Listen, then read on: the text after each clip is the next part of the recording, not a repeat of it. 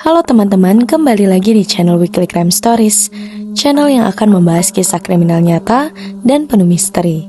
Bagi kalian yang menyukai, jangan lupa ya dibantu diklik like, komen, share, dan juga subscribe.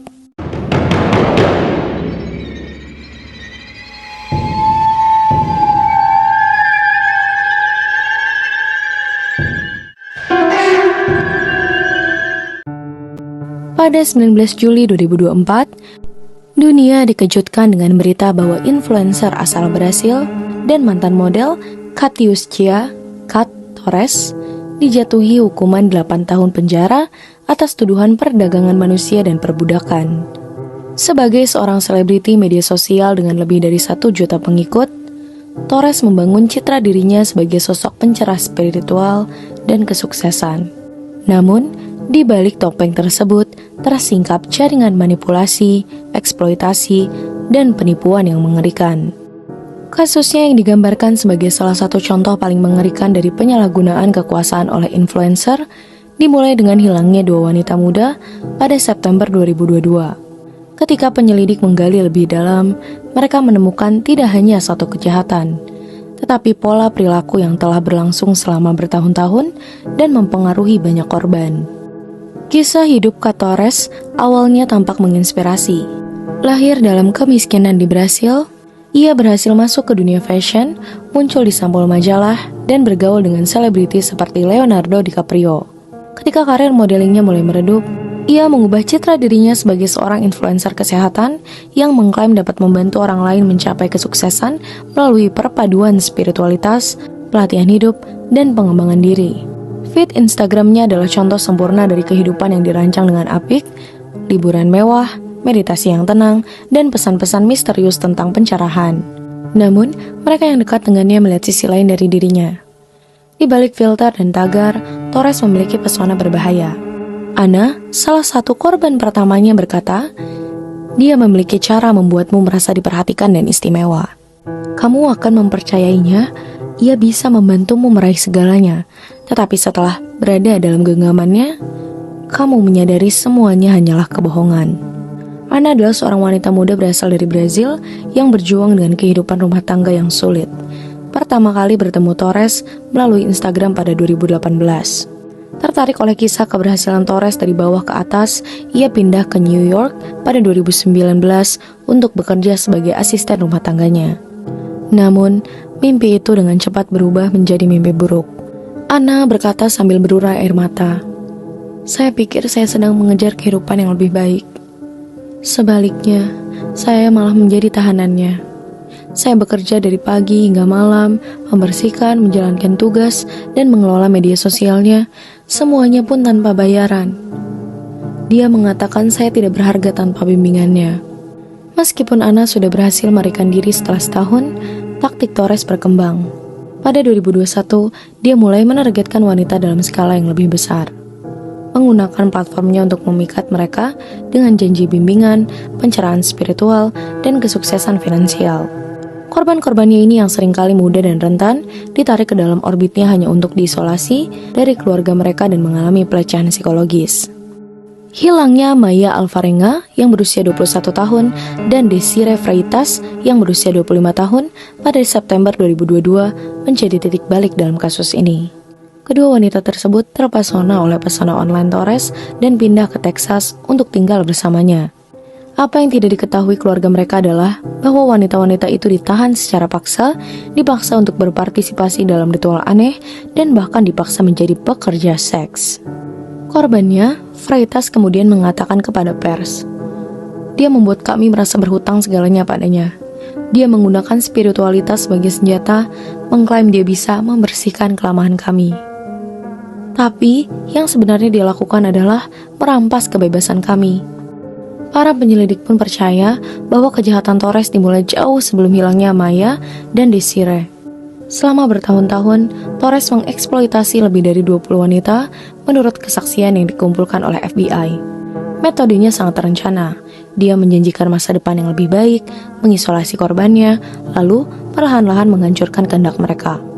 Pesan teks yang ditemukan di ponselnya mengungkapkan catatan-catatan mengerikan seperti, "Pisahkan dia dari keluarganya. dan jaga agar dia tetap bergantung padaku. Pihak berwenang pun menemukan bahwa kontrol Torres kepada korban-korbannya meluas hingga ke keuangan dan kehidupan pribadi mereka. Dalam satu kasus, dia memaksa seorang wanita untuk menyerahkan rincian rekening banknya, membuatnya tidak memiliki uang sepeser pun. Dalam kasus lain, dia meyakinkan seorang korban bahwa meninggalkannya akan mengakibatkan hukuman spiritual, sebuah taktik manipulasi yang membuat korban lumpuh dan ketakutan. Menambah kengerian adalah laporan tentang pelecehan ritualistik. Korban-korban menggambarkan dipaksa berpartisipasi dalam upacara tengah malam yang melibatkan nyanyian, obat-obatan psikedelik, dan tindakan simbolis penyerahan diri. Salah satu penyintas pun berkata, dia mengklaim itu untuk pertumbuhan spiritual kami, tapi rasanya seperti dia sedang menghancurkan kami sedikit demi sedikit. Kasus ini mengalami kemajuan dramatis ketika Ana setelah membangun kembali hidupnya dengan berani tampil ke depan. Kesaksiannya ditambah dengan tekanan yang meningkat dari keluarga Maya dan Desiree memicu investigasi penuh oleh FBI. Kemarahan publik semakin membesar ketika acara Bincang-Bincang berhasil meliput cerita ini secara ekstensif, menjadikan Torres nama terkenal untuk semua alasan yang salah. Pada November 2022, kerajaan Torres yang dirancang dengan hati-hati pun runtuh. Setelah berbulan-bulan dalam pelarian, dia ditangkap di Maine, tempat dia bersembunyi dengan nama palsu.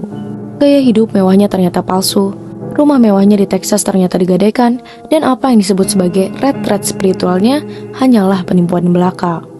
Saat pihak berwenang menyelidiki lebih jauh, mereka menemukan sesuatu yang lebih mengkhawatirkan. Torres mungkin tidak bertindak sendiri. Seorang pelapor anonim mengklaim bahwa Torres adalah bagian dari jaringan perdagangan manusia yang lebih besar yang menggunakan influencer untuk merekrut korban. Surat itu pun merinci koneksi dengan beberapa tokoh terkenal lainnya, memberikan petunjuk tentang jaringan yang menjangkau berbagai negara. Meskipun klaim ini belum diverifikasi, mereka telah memicu pengawasan baru terhadap koneksi Torres. Apakah hubungannya dengan selebritis seperti Leonardo DiCaprio murni, sosial, atau apakah mereka tanpa sadar memberinya kredibilitas? Dan siapa saja kaki tangan yang tidak disebutkan namanya dalam surat pelapor itu? Penyelidik sekarang mengeksplorasi kemungkinan bahwa Torres adalah pion dalam operasi yang lebih jauh besar dan lebih jahat. Selama persidangannya di Brasil, Torres tidak menunjukkan penyesalan. Dia tersenyum sinis kepada para korban, menceritakan penderitaan mereka, dan bahkan mengklaim bahwa pemenjaraannya akan membuktikan kekuatan spiritualnya. Torres pun berkata kepada wartawan, "Jika saya bersalah, lalu mengapa begitu banyak orang masih mengikuti saya?" Kurangnya pertanggungjawabannya hanya memicu kemarahan publik. Dalam menjatuhkan hukuman 8 tahun penjara, hakim menggambarkannya sebagai pemangsa berbahaya yang menggunakan kepercayaan dan iman sebagai senjata. Namun bagi para korban, luka tetap ada. Maya dan Desiree yang berhasil kembali ke Brasil pada akhir 2022 terus berjuang dengan trauma mereka. Maya pun mengakui dalam sebuah wawancara baru-baru ini, "Saya tidak tahu apakah saya akan pernah merasa aman lagi." Kasus ini pun meninggalkan banyak pertanyaan yang belum terjawab. Siapa lagi yang terlibat dalam skema Torres? Apakah ada korban lain yang tetap diam karena takut atau malu? Dan bagaimana seseorang yang begitu terbuka di depan umum dapat melakukan kejahatan yang begitu keji selama bertahun-tahun? Saat penyelidik terus menyusun teka-teki ini, satu hal yang jelas. Kisah Kak Torres adalah peringatan tentang bahaya kepercayaan buta pada pesona media sosial. Apa yang tampaknya menjadi kehidupan inspiratif dan penuh kesuksesan sebenarnya adalah labirin kebohongan dan kekejaman. Saat Torres memulai hukuman penjaranya, pengikutnya yang dulu setia dibiarkan untuk berdamai dengan orang yang mereka kagumi dan monster yang dia jadi. Bagi para korbannya, perjalanan menuju penyembuhan baru saja dimulai. Namun, dalam keberanian mereka untuk berbicara, mereka telah mengungkap sistem yang berkembang dari penipuan dan menyampaikan pesan yang kuat. Tidak ada kemewahan yang dapat menyembunyikan kebenaran selamanya. Bagi kalian yang menyukai kisah kriminal misteri seperti ini, jangan lupa ya, dibantu diklik like, komen, share, dan juga subscribe. Dan untuk para penonton serta komentator setia, terima kasih telah membantu Weekly Crime Stories menjadi lebih baik lagi. Terima kasih.